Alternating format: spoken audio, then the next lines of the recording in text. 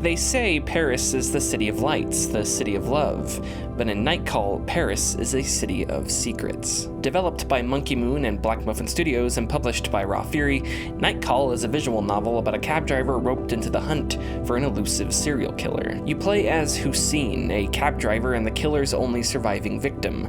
Waking up in a hospital, you're forced to aid police in their investigation under threat of being blamed for the killings yourself. With a 1-week limit, you'll research victims, talk with Parisians to find clues, and see what you can learn about Hussein himself. Beautifully stylized with a great soundtrack and some fantastic hand-drawn artwork, Nightcall is noir done right. Matching its black and white color palette, characters are rarely heroes or villains, just people caught somewhere in between, their motives and personalities a blur. 3 cases tell different versions of the same story, each with different suspects, clues, and difficulties. Heavily narrative-driven, Nightcall is played over 2 main phases: Hussein's night shift and time back at his apartment. Over the course of his shift, where you'll spend the bulk of your time, you drive around a GPS version of Paris looking for passengers and following up on leads. Some passengers may help your investigation, and a few could be even suspects themselves. But most passengers are just people with stories to tell, and if you say the right things, secrets to share. Between each shift, Hussein returns to his apartment and collects the clues you've found. As the week rolls on, you'll need to build a case for which suspect you think the killer is, and at the end, hope you accuse the right person. Nightcall is narrative-focused. Its goal isn't to be mechanically complex, which is fine,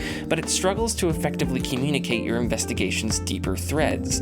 These points of interest signified by eyes are what I'd consider leads. They could be a meetup with a journalist who has valuable documents, or someone who can give you more information about a victim, but you aren't told any of that information beforehand. All you see is an eye you can click on. Furthermore, as you follow leads, you'll often meet characters for which Hussein has some history. Sometimes this history is fleshed out, and other times it's left a little too vague. It's a mixed bag. Certain hints of Hussein's life before Nightcall are delivered subtly, delicately, and are thought-provoking. Other times they feel a little rushed. Regardless, you'll probably need a few playthroughs to get a good grasp of who Hussein is as a person. I'd levy a similar critique in Nightcall's investigation board too. This is where you'll connect the dots, where you'll organize all the clues you find. But some of Nightcall's clues seem to be irrelevant, sometimes even contradictory. If this is done purposefully, perhaps to throw you off the killer's trail by an accomplice, Nightcall doesn't make it clear that that's a possibility in the first place. Where Nightcall stumbles the most, however, is in its light resource management. Hussein still has bills to pay and needs gas for his cab, and everything you do during your shift eats time. You'll need to balance making enough money each night with how much time you spend following leads and how far you're willing to take passengers. Fares usually vary depending on how far passengers need to go, but the farther you drive a passenger, the more time and gas ticks away. Problem is, practicality eventually overrides everything else. Hussein's expenses quickly overtake the money you generate each night, and only the best paying jobs are worth taking. Lose enough money and the game ends prematurely, though you can restart from a previous save. It's easy to dig yourself into a hole, especially during early playthroughs. Nightcall never seems to find an equilibrium, where I was really forced to think critically about my next actions and in what order to take them. Instead, as long as I focused on jobs that paid the most, I was fine. Luckily, where Nightcall really shines is in its excellently written dialogue.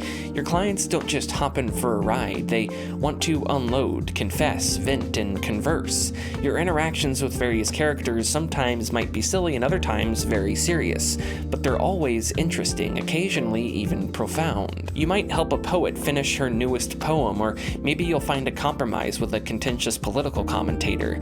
Dialogue options leave enough room for you to steer the conversation, and some interactions are robust enough to be completely different depending on what you choose to say. Nightcall's characters and their stories are enjoyable to read and, to an eerie degree, surprisingly relatable.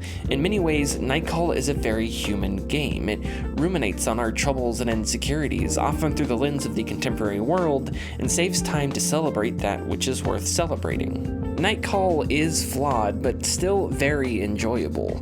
Each case will take you anywhere between 4 and 5 hours to complete, and with a large number of passengers and multiple endings, Night Call has solid replayability. It can feel sporadic and confusing, but also fully engrossing.